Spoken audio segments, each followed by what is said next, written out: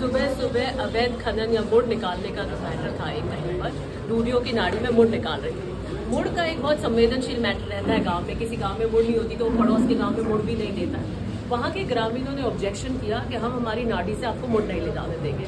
तो वहाँ पे 2 गुट भिड़ गए तो वहाँ पर थानेदार मौके पे पहुंचा। जब मुझे इसकी जानकारी मिली तो मैंने थानेदार को फ़ोन किया। मैं दिल्ली में थी कि क्या मामला हुआ है कि साहब ऐसे 2 गुट भिड़ गए। तो मैंने कहा ऐसा करना, समकक्ष दृष्टि रखना और दोनों को पाबंद कर दो। लॉ एंड ऑर्डर की स्थिति हो गई है तो आप दोनों को पाबंद कर दीजिए। कि बिल्कुल हम दोनों को पाबंद कर देंगे। 1 घंटे बाद मुझे बताया गया कि किसी थर्ड पर्सन को पाबंद कर दिया और JCBs वहाँ पर चल रही हैं। मैं थानेदार को फ़ोन किया कि JCB वहाँ पर चल रही हैं और आपने एक ही पक्ष को क्यों पाबंद किया है? कि नहीं, मैंने 2 कांस्टेबल्स वहाँ छोड़ दिए हैं और JCB नहीं चलने देंगे। मैंने कहा JCB सीज कर लीजिए आप। थोड़ी देर में पता लगा कि पूरे दिन JCB चलती रही। पुलिस कांस्टेबल्स वहाँ क्या कर रहे थे इसका मुझे कोई आइडिया नहीं है और पूरे दिन खनन होता रहा। ये SHO की नॉलेज में था। मैं बहुत कम केसेस के अंदर फ़ोन करती हूँ और SHO लेवल पे तो बहुत कम करती हूँ। कोई मैंने शायद, मुझे लगता है पहला केस होगा जिसमें मैंने 4 महीने में फ़ोन किया होगा। उसके कुछ देर बाद ग्रामीणों में रोष आया।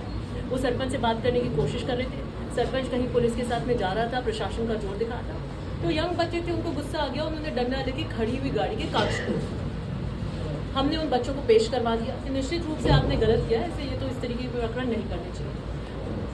उस पक्ष की 4 FIR दर्ज करते हैं एक मामले के अंदर। एक मामले में आप एक ही कर सकते हैं, रंगदारी, फिरौती, लूट जैसी धाराओं में लगाकर उनको बहुत कुख्यात अपराधी प्रेजेंट करके इस तरीके से किया और जो सामने वाला पक्ष था उसकी एक भी FIR दर्ज नहीं। उसके बाद में हमने बात करी। मैं दिल्ली से यहाँ पे लैंड कर गई थी। मुझे पता लगा और जैसे मैं घर पहुंची तो पब्लिक डोमेन के अंदर डिटेंशन की कस्टडी के एक बच्चे का वीडियो आ गया। मैं थानेदार को फ़ोन लगाया कि पुलिस कस्टडी के अंदर आप किसी प्रकार का वीडियो नहीं बना सकते। कि आप ये जानते हैं गिरफ्तार व्यक्तियों के अपने एक अधिकार होते हैं, राइट टू डिग्निटी होती है और दूसरी बात आप उसको कंपेल नहीं कर सकते अपने खिलाफ स्वीकार या कबूलनामा करने के लिए। तो उसने कहा कि मैं जानता हूँ, मुझे SP ने निर्देश दिया है ये बनाने के लिए। मैंने उसके बाद पूछा कौन आया हुआ है? एडिशनल SP आया है। मैंने एडिशनल SP से बात करी। एडिशनल SP से मैं पूछा आपको क्या नॉलेज है कि पुलिस डिटेंशन के अंदर वीडियो बन गया है और वीडियो बनाया गया यातनाओं देने के बाद में। वीडियो का कैमरा किसने पकड़ा? जब पुलिस कस्टडी के अंदर है तो पुलिस के अलावा तो उसको कोई बना नहीं सकता। कि मुझे पता नहीं है, मैं पता करता हूँ। उसके बाद मुझे जो वहाँ पर लोग थे ग्रामीण, वहाँ से पता लगा कि वहाँ नाई बुला लिया गया है सिर मुंडवाने के लिए। SP से संपर्क साधने की कोशिश करी, SP ने बात नहीं करी। मैंने IG से संपर्क साधा, उन्हें बताया और मैं धन्यवाद ज्ञापित करती हूँ IG की तीव्र कार्रवाई के कारण हम उस सिर मुंडन को रुकवा पाए। उन्होंने तुरंत बात करी और सिर मुंडन को रुकवाया। लेकिन तब तक दाढ़ी और मूंछ बनवा दी गई थी। मैं इस बात को पूरी तरीके से अब जोधपुर जिले में मुहिम की तरह चलाऊंगी कि कुख्यात अपराधी कोई आप पे अटैक करता है और पुलिस बचाव में उसके ऊपर कोई अटैक करती है, वो एक अलग बात है। आम केसेस के अंदर, नॉर्मल केसेस के अंदर एक वन टाइम कोई कांच तोड़ दिया, कोई धक्का मुक्की कर दी, ऐसे प्रकरणों के अंदर आप पुलिस डिटेंशन में जो ये ह्यूमिलिएशन करने जाते हैं, जिसको पब्लिक ह्यूमिलिएशन कहते हैं, पब्लिक शेमिंग करते हैं, जो आप खुद ही वहाँ जज बनते हैं कि हाँ हम इससे कबूल करवाएंगे, ऐसे करवाएंगे, वो होगा कि नहीं है, कि नहीं है, किस इरादे से लाया गया है। पुलिस की ईगो तो नहीं हो गई, घर पे आपसे 2 बात कर ली, बहस कर ली, आप उठा के लेकर आए, चेप दिया आपने और आपने कबूलनामा करवा दिया।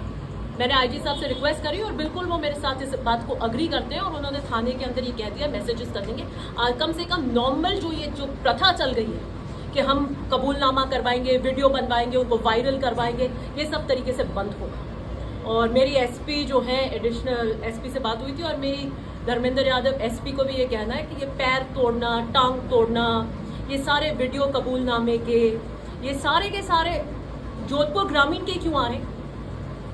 DCP आपके कमिश्नरेट के तो नहीं आ रहे। इनसे पहले 2 SP थे, राहुल बराड़ और अनिल कयाल, तब तो नहीं आते थे। आपके इतने सारे जिले आप देख लेना, वहाँ तो नहीं आते थे। तो मुझे लगता है कि आपको हार्डकोर अपराधी और नॉर्मल रूटीन अपराध जो हो रहे हैं, जो भी जिसकी कार्य, उसमें आपको अपनी इस तरह की शैली को बदलना पड़ेगा। IG से क्या बात हुई है?